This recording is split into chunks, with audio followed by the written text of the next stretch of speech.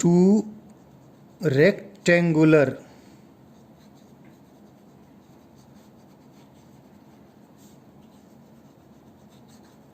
components of a vector,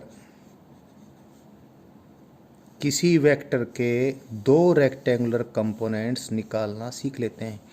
any two rectangular component ही निकालना सीख लिए हमने, तो रेक्टेंगुलर कंपोनेंट निकालना तो बेहद आसान है। बेशक से ये बेहद आसान है। पीछे अभी मैंने लेमडा एन कैप और म्यू के कैप वाला जो किया है उसके कंपैरिजन में काफ़ी आसान है, बट इम्पोर्टेंट यही है।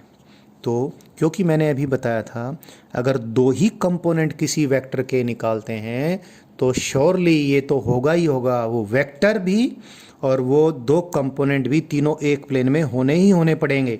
तो भाई दो म्यूचुअली परपेंडिकुलर डायरेक्शंस हैं। जब भी दो म्यूचुअली परपेंडिकुलर डायरेक्शन हो तो कोई भी तो दो म्यूचुअली परपेंडिकुलर डायरेक्शन हो सकती है।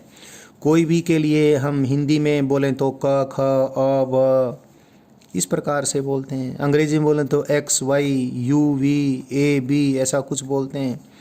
एक्स वाई मतलब एनी टू म्यूचुअली परपेंडिकुलर। जब भी म्यूचुअली परपेंडिकुलर डायरेक्शन हैं तो ये हमने एक स्टैंडर्ड तरीका बना लिया। एक को बोलेंगे एक्स डायरेक्शन, एक को बोलेंगे वाई डायरेक्शन। ये ज़रूरी नहीं इसको एक्स बोलें, चाहे अब इसको एक्स बोल दें, इसको वाई बोल दें, इसको एक्स बोल दिया, या फिर एक्स जेड या वाई जेड। तीन म्यूचुअली परपेंडिकुलर डायरेक्शन की हमें बहुत ज़्यादा, मैं जो शब्द बोल रहा हूँ उसको कितना इंपॉर्टेंस दे इसको मुझे मालूम नहीं, इतने से ही समझें। तीन म्यूचुअली परपेंडिकुलर डायरेक्शंस की हमें बहुत ज़्यादा ज़रूरत पड़ने वाली हैं। कई बार दो की पड़ेगी, कई बार तीन, और जब भी तीन म्यूचुअली परपेंडिकुलर डायरेक्शन की ज़रूरत पड़ेगी हम नाम देंगे एक्स वाई जेड। अगर दो हैं तो नाम दे देंगे एक्स वाई या एक्स जेड या वाई जेड। चलो एक्स वाई नाम दे दिया। तो इन दो म्यूचुअली परपेंडिकुलर डायरेक्शन में मुझे कंपोनेंट बनाने हैं किसी वेक्टर के। दो रेक्टेंगुलर कंपोनेंट चाहिए। रेक्टेंगुलर माने 90 डिग्री पर। और वेक्टर कौन सा है मेरा? वही कोई वी वेक्टर है जनाब। ये मेरे पास है वी वेक्टर। इस वी वेक्टर के मुझे क्या निकालने हैं? दो कंपोनेंट, एक तो एक्स डायरेक्शन में और एक वाई डायरेक्शन में। आपको मैं बता चुका हूँ एक्स डायरेक्शन में यूनिट वेक्टर का एक स्टैंडर्ड नाम है आई कैप, और वाई डायरेक्शन में यूनिट वेक्टर का एक स्टैंडर्ड सिंबल है क्या? जे कैप। तो वी वेक्टर का इधर जो कंपोनेंट आएगा उसको मैं वी एक्स कहूँगा। वी के नीचे छोटा सा एक्स लगाऊंगा, कभी पूरा बड़ा एक्स लगा दो सबस्क्रिप्ट। तो वी एक्स इधर जो कंपोनेंट होगा उसकी मैग्नीट्यूड तो वी एक्स और डायरेक्शन आई कैप, तो ये कंपोनेंट हो जाएगा वी एक्स आई कैप। क्योंकि एक्स डायरेक्शन तो बता ही दी, तो खाली एक्स डायरेक्शन में कंपोनेंट की मैग्नीट्यूड बता दें उतना ही काफ़ी है। वी एक्स लिखते ही हमें ये तो बोल ही दिया कि एक्स डायरेक्शन में है, तो डायरेक्शन तो उसकी आई कैप है ही है। इधर जो इस वी वेक्टर का कंपोनेंट बनेगा उसको सपोज में वाई डायरेक्शन में कंपोनेंट तो वी वाई बोल दूं, और डायरेक्शन कौन सी है? जे कैप। अभी डिटरमाइन हो जाएगा।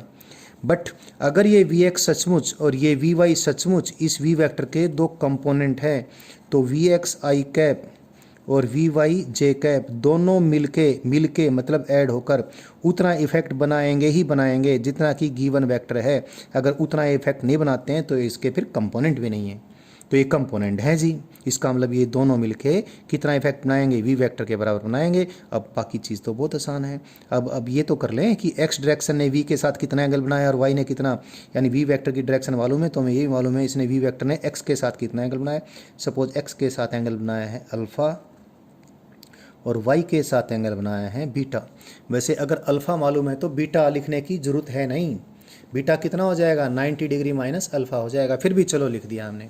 तो क्या करें भाई, हमने वी के टिप से एक लाइन तो ड्रा कर दी इस वाई एक्सिस के पैरेलल, और एक लाइन ड्रा कर दी किसके पैरेलल? एक्स एक्सिस के पैरेलल। अब पैरेललोग्राम ला से देखें, वी एक्स आई कैप तो इतना बड़ा वेक्टर होगा, यानी ये जो एरो है ये वी एक्स की मैग्नीट्यूड को रिप्रेजेंट करेगा और वी वाई को इतना बड़ा एरो रिप्रेजेंट करेगा। अब पैरेललोग्राम ला से देखें, this vector plus this vector is equal to this vector, यानी वी एक्स आई कैप का रिप्रेजेंटेशन ये है और वी वाई जे कैप का रिप्रेजेंटेशन ये है। बाकी तो आसानी से आपका होगा। आप इस राइट एंगल ट्रायंगल को देख लीजिए। वी एक्स तो क्या है? इसका बेस।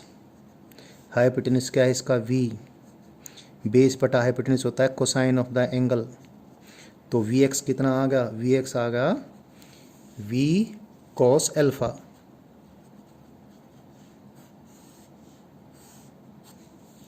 इस राइट एंगल ट्रायंगल को देख लीजिए,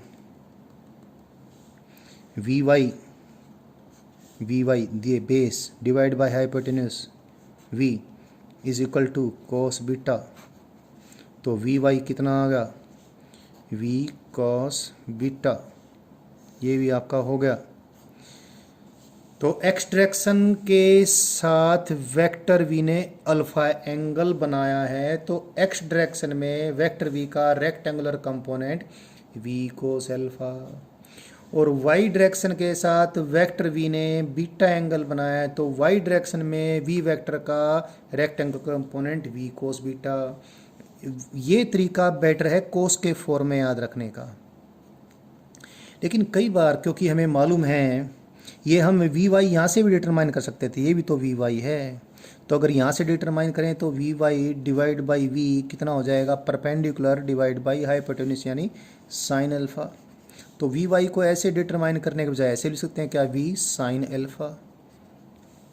तो चाहे बच्चे इसको ऐसे याद रखें, जब ऐसे याद रखते हैं एक साइन अल्फा के फॉर्म में एक कोस अल्फा के फॉर्म में, शुरू में बच्चे गलती कर देते हैं।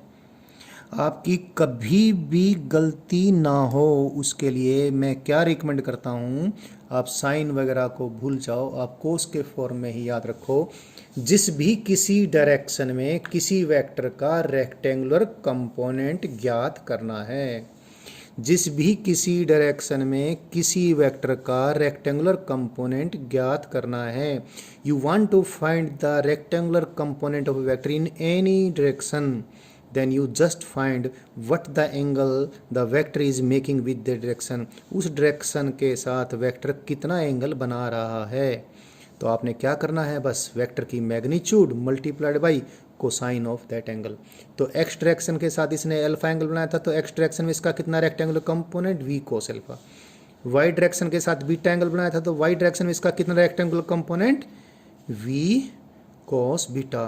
कई बार ऐसी सिचुएशन होगी बच्चों, क्योंकि हमें दोनों रेक्टेंगुलर कंपोनेंट की जरूरत नहीं पड़ेगी, एक ही रेक्टेंगुलर कंपोनेंट की जरूरत पड़ेगी। ये कोई वेक्टर है, सपोज कोई वेक्टर है, ऐसा कोई स्पेशल सिंबल मैंने बना दिया खतरनाक टाइप का, और ये कोई डायरेक्शन है, इस डायरेक्शन के साथ इस वेक्टर ने कुछ एंगल बनाया, एंगल भी मैंने कुछ खतरनाक टाइप का लिख दिया, से दिस एंगल इज फाई। तो ये बड़ा एप्सिलॉन है, छोटा एप्सिलॉन ऐसे लिखते हैं और बड़ा एप्सिलॉन ऐसे लिखते हैं। तो ये जो बड़ा एप्सिलॉन वेक्टर है, इसका इस डायरेक्शन में कितना रेक्टेंगुलर कंपोनेंट होगा, ये डायरेक्शन का जो भी नाम है, जो भी, तो इसका कौन सा कंपोनेंट, इसका जो भी रेक्टेंगुलर कंपोनेंट कितना आया, ई की magnitude into cos of this phi. ये आप ध्यान रखें, किसी वेक्टर का किसी भी दिशा में कितना रेक्टेंगुलर कंपोनेंट, वेक्टर की magnitude into cos of the angle which the direction of the vector makes with the direction along which its rectangular component is to be determined। Rectangular component बहुत important है, ये बात मैं कई बार बोल चुका। इसकी इम्पोर्टेंस क्या है अभी मैं आपको बताऊंगा, आपको बहुत अच्छा लगेगा। बहुत सारी चीज़ें आप थोड़ी सी बात में ही जान जाएंगे, बट अभी हमने कुछ और भी करना है। 2 रेक्टेंगुलर कंपोनेंट्स तो किसी वेक्टर के हमने डिटरमाइन कर लिए हैं, अब 3 रेक्टेंगुलर कंपोनेंट्स किसी वेक्टर के डिटरमाइन करने आने चाहिए, जो अपने आप में एक बड़ी बात है, वो अभी मैं आपको सिखाता हूँ।